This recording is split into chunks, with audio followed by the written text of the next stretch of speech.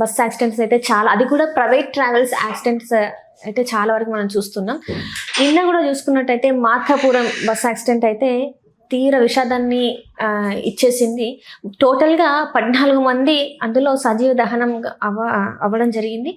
ఇంకా కూడా కొంతమంది పరిస్థితి అయితే విషమంగా ఉందని తెలుస్తుంది. అసలు ఈ యాక్సిడెంట్స్ అవ్వడానికి గల కారణాలు ఏంటి? అండ్ అక్కడ ఉన్న వాళ్ళు కూడా చెప్తున్నారు 108కి కాల్ చేస్తే ఎన్నిసార్లు కాల్ చేసినా కూడా అసలు స్పందించలేదని కూడా వాళ్ళు అక్కడ చెప్పడం జరిగింది. సో దీనికి సంబంధించి మరిన్ని వివరాలు మనకు తెలియజేయడానికి మనతో పాటు ఉన్నారు ప్రముఖ రాజకీయ విశ్లేషకులు భరద్వాజ్ గారు. నమస్కారం సార్. నమస్తే సార్. మార్కాపురం బస్ యాక్సిడెంట్ గతంలో కూడా మనం చూసాము, చాలా బస్ యాక్సిడెంట్స్, అది కూడా ప్రైవేట్ ట్రావెల్స్ బస్ యాక్సిడెంట్స్ చాలా వరకు జరిగాయి. నిన్న చూసుకున్నట్టయితే తెలంగాణ నుంచి ఆంధ్రాకి వెళ్తున్న ఒక బస్సు, అందులో చాలా అంటే పిల్లలు దగ్ధమవుతుంటే పేరెంట్స్ చూస్తూ ఉండి అలా నిస్సహాయ స్థితిలో భర్త భార్య అలా చూస్తూ ఉండిపోవాల్సిన పరిస్థితి అయితే మనం నిన్న చూసాము.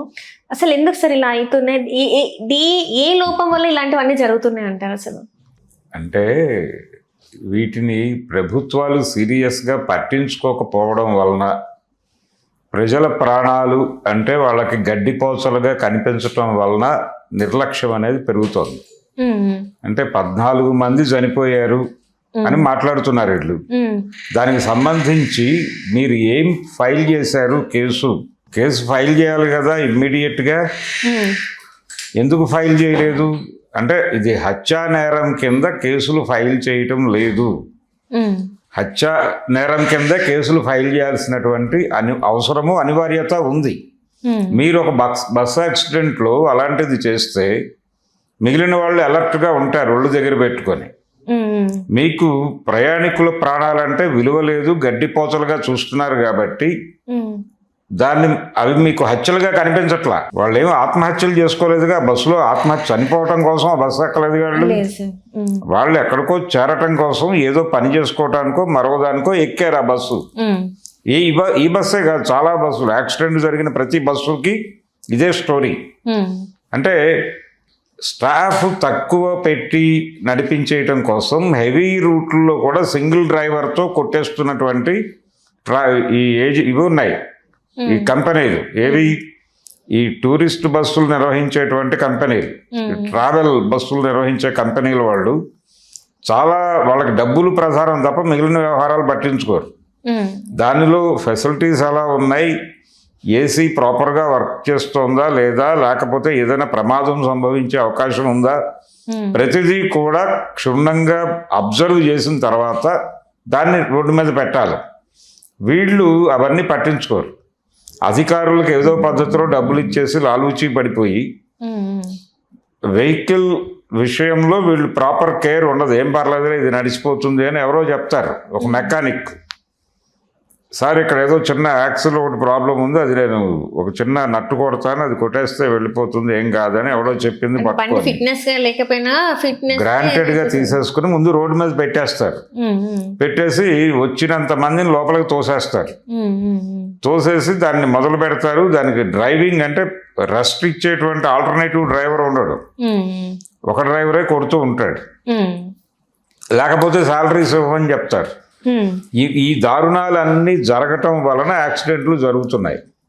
అంటే ఎవరినో గుద్ది యాక్సిడెంట్ చేయటం అనేది ఒక గొడవ. అసలు బస్సు లోపల సాంకేతిక సమస్యలతో ఏసీలు మిస్ఫైర్ అయిపోయి తగలబడి అలా బస్సులో సజీవ దహనం పొందినటువంటి కేసులు చూసాం ఈ మధ్య కాలంలోనే మనం. ఆ కేసుల్లో ఎవరి మీదైనా అంటే ఆ ట్రావెల్ బస్సులు నిర్వహించేటువంటి నిర్వాహకుల మీద, డ్రైవర్ మీద, ఒకవేళ బతుకుంటే డ్రైవర్లు చచ్చిపోయిన దాఖలాలు ఎప్పుడూ లేవు. డ్రైవర్ల మీద టోటల్గా ఆ స్టాఫ్ మీద ఒక క్రిమినల్ కేసు 302 సెక్షన్ కింద కేసు ఫైల్ చేసిన చరిత్ర ఉందా? లేదు కదా. కానీ బస్సు దహనాల మీద మీరు సీరియస్గా ప్రోగ్రామ్ తీసుకోవాలి కదా. అలాంటి కేసులు పెడితే అంటే ఉరిశిక్ష పడే లెవెల్ కేసులు పెడితే ఉరిశిక్ష పడాలి వాళ్ళకి. ఎందుకంటున్నారంటే ఈ మాట, మీరు చిలకలూరుపేట బస్సు దహనం కేసు చాలామందికి గుర్తుండే ఉంటుంది. 93లో జరిగింది అది. 93లో ఆ సంఘటనలో 23 మంది చనిపోయారు. 23 మందిని వాళ్ళు చంపేశారు. వాళ్ళు అన్ఇంటెన్షనల్, వాళ్ళు చంపాలని వెళ్ళాల, వాళ్ళని దోపిడీ చేయడానికి వెళ్ళారు. ప్రయాణికుల్ని బెదిరించి డబ్బులు తీసుకోవడానికి పెట్రోల్ జల్లి భయపెట్టారు. ప్రయాణికుల నుంచి నిరసన వ్యక్తమై వాళ్ళు వీళ్ళ మీద దాడి చేసే టైంలో పారిపోవటం కోసం జరిగిన ఘర్షణలో బస్సు అంటుకుంది. దాంతో దిగిన వాళ్ళు దిగారు, తగలబడే వాళ్ళు తగలబడిపోయారు లోపల. అలా 23 మంది చనిపోయారు. వాళ్ళిద్దరి మీద మీరు 302 పెట్టారు, వాళ్ళకి దారుణంగా శిక్షలు వేయాలన్నారు, డిమాండ్ చేశారు. ఫైనల్గా ఉరిశిక్ష పడింది. సుప్రీంకోర్టు కూడా ఖాయం చేసింది. రాష్ట్రపతి గారు 2 సార్లు క్షమాభిక్ష రిజెక్ట్ చేశాడు. శంకర్ దయాళ్ శర్మ వెళ్ళిపోయిన తర్వాత కేఆర్ నారాయణన్ వచ్చినప్పుడు వాళ్ళకి దాన్ని లైఫ్ కింద మార్చాడు ఆయన. ఇది జరిగిన కథ. కాబట్టి ఆ కేసులో ఎంత తీవ్రంగా స్పందించారో, ఇప్పటికీ 40 ఏళ్ళ నుంచి జైల్లో ఉన్నారు వాళ్ళు. 40 ఏళ్ళుగా 93లో ఇన్సిడెంట్ జరిగితే స్టిల్ ఇప్పటికీ జైల్లో ఉన్నారు. వాళ్ళకి పెరోళ్ళు కూడా ఏమీ లేవు. దీంతో పాటు అంటే విత్ రిమేషన్ 40 years అయింది వాళ్ళకి. మరి డ్రైవర్లు, ఈ బస్సు యజమానులు వీళ్ళందరూ ఎందుకు గాల్లో తిరుగుతున్నారు, హ్యాపీగా బయట ఎందుకు తిరుగుతున్నారు? ఆ కేసులో అంత సీరియస్గా ఎందుకు పట్టించుకున్నారు? ఈ కేసుల్లో వీళ్ళందరినీ ఎందుకు వదిలేస్తున్నారు అనే దానికి ప్రభుత్వం సమాధానం చెప్పాలి కదా. సమాధానం చెప్పాల్సిన అవసరం ఉంది. వాళ్ళేమో దళితులు, ఆ ఇన్సిడెంట్లో పార్టిసిపేట్ చేశారు అని చెప్తున్న వాళ్ళిద్దరూ దళితులు, గుంటూరుకి చెందినటువంటి ఒక దళిత వాడకు చెందిన కుర్రాళ్ళు. అంటే దళితులు అయితేనేమో మీరు 40 ఏళ్ళు జైల్లో పెట్టేస్తారా? ఈ ట్రావెల్ బస్సులో వాళ్ళందరూ అగ్రకులాల వాళ్ళు, వీళ్ళు పొలిటికల్ మైలేజ్ ఉన్నవాళ్ళు, పొలిటికల్ లింకులు ఉన్నవాళ్ళు. కాబట్టి వీళ్ళందరికీ ఆ డ్రైవర్ను ఎవరినో ఒకరిని సమిధం చేసి అతని మీద ఏదో నామినల్ కేసు పెట్టి వాడు 1 ఏడాదో 2 ఏళ్ళలో లోపల ఉండి బయటకు వచ్చేసేటట్టు చేస్తారా?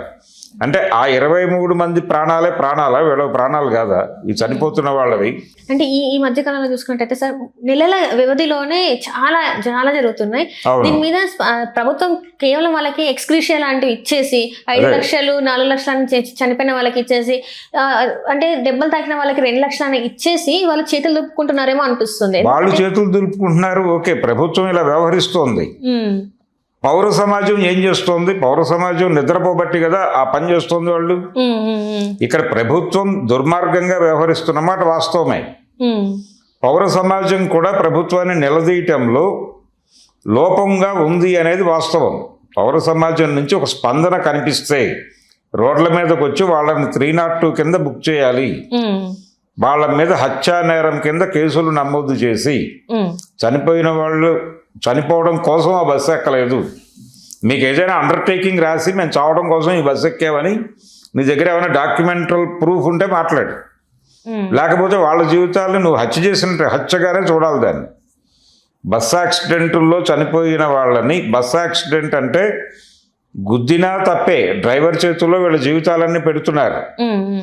వాళ్ళు ఇర్రెస్పాన్సిబుల్గా డ్రైవ్ చేసి, అంటే లోపం వలన జరిగింది, వీళ్ళ కేర్లెస్నెస్ వలన యాక్సిడెంట్ జరిగింది అని కనుక ప్రూవ్ అయితే ఖచ్చితంగా వాళ్ళ మీద హత్యానేరం కింద కేసు నమోదు చేయాలి, ఒకటి. రెండోది, టెక్నికల్ మిస్టేక్ వలన బస్సులో ఇప్పుడు మొన్న ఏసీలో షార్ట్ సర్క్యూట్ జరిగి మొత్తం అసలు బయటకి తెలియకుండా చచ్చిపోయారు లోపల జనాలు ఒక బస్సులో. ఇలాంటివి జరిగినప్పుడు సాంకేతిక సమస్యల వలన బస్సులో జనాలు చచ్చిపోతే ఖచ్చితంగా వాళ్ళ మీద 302 హత్యానేరం కింద కేసులు నమోదు చేసి ప్రాసిక్యూట్ చేసి వాళ్ళకి 302 ప్రకారం ఉరిశిక్షలు పడే లెవెల్కి తీసుకెళ్ళండి మీరు. ఆ తర్వాత యాక్సిడెంట్ చేయడానికి ఒళ్ళు దగ్గర పెట్టుకుని ప్రవర్తిస్తారు వీళ్ళు ట్రావెల్ వాళ్ళు. అదే సార్, ఇప్పుడు ఇది మీరు అన్నది కరెక్ట్ ఉంది. ఇట్లనే ఇప్పుడు చూసుకున్నట్టయితే 108 ఏదైతే ఉందో అత్యవసరం, అంటే ఇలా జరిగినప్పుడు వాళ్ళు స్పందించి వెంటనే అంబులెన్స్ని పంపించే వ్యవస్థ అది.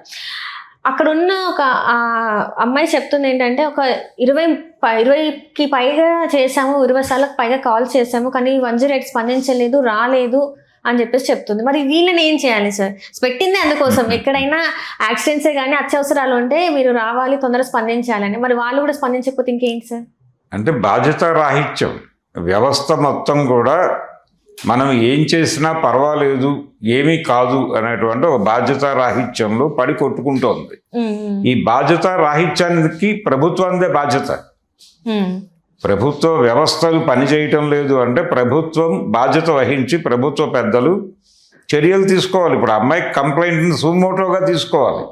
సుమోటోగా తీసుకుని ఇమ్మీడియట్గా సంబంధిత అధికారులను కూర్చోబెట్టి సమీక్ష చేసి ఎవరున్నారు ఆ టైంలో స్పాట్లో, ఎందుకు లిఫ్ట్ చేయలేదు సంజాయిషి అడిగి ఆ సంజాయిషి ఆధారంగా వాళ్ళని టెర్మినేట్ చేసి ఆ పదవుల్లో నుంచి టెర్మినేట్ చేసి వాళ్ళ మీద కూడా కేసు రన్ చేయాల్సిన అవసరం ఉంది. అంటే ఒక్కొక్కసారి ఏమవుతుందంటే వీళ్ళు ఇన్ టైంలో హాజరైతే వాళ్ళు బతికే వాళ్ళు కూడా కొంతమంది ఉంటారు. వీళ్ళు ఇన్ టైంలో హాజరు కాకపోవడం వలన బతికే అవకాశం ఉన్నా చచ్చిపోయినప్పుడు అది కూడా హత్యానేరం కిందకే తీసుకురావాలి. తీసుకొచ్చి వీళ్ళ మీద కూడా హత్యానేరం కింద కేసులు పెడితే ఒళ్ళు దగ్గర పెట్టుకుని ప్రవర్తిస్తారు. వీళ్ళకి బాధ్యత లేకపోవడం, వీళ్ళని ప్రభుత్వం పట్టించుకోదు అనేది ప్రధానమైన గొడవ. ఏంటంటే ఈ ట్రావెల్ కంపెనీల వాళ్ళందరూ అగ్రకులాలకు చెందిన వాళ్ళు, వీళ్ళకి పొలిటికల్ లింక్స్ ఉంటాయి. యాక్సిడెంట్ జరగగానే వాళ్ళు ఇమ్మీడియట్గా మేనేజ్ చేయగలరు. మేనేజబుల్గా మీ ప్రభుత్వాలు ఉన్నాయి కాబట్టి దీనికి ప్రభుత్వాలది బాధ్యత ఉంది, ట్రావెల్ కంపెనీలది బాధ్యత ఉంది.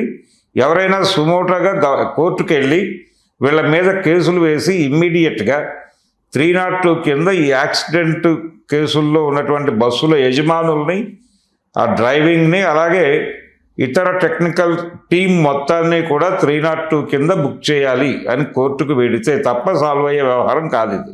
Thank you so much. Thank you.